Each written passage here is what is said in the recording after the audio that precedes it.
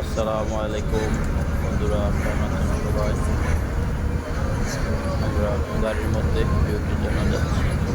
আজকে ডিজাইনের অবস্থা খুবই ভয়াবহ। বালু বৃষ্টি হচ্ছে, প্রচুর বালু। সামনের দিকে রাস্তা দেখা যাচ্ছে না, গাড়ি খুবই ধীর গতিতে চালাচ্ছে। দুপুরের পর থেকে প্রতিদিনই এভাবে বালু ওড়ে, আজকে অবশ্য একটু বেশি। আল্লাহ পাকের কুদরত সবই।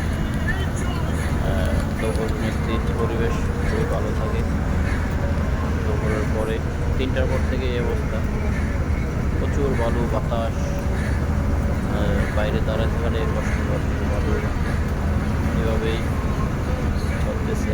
ডিজাইনের প্রতিনিয়ত এই অবস্থায়, আজকে অবশ্য একটু বেশি অন্য অন্য দিন থেকে।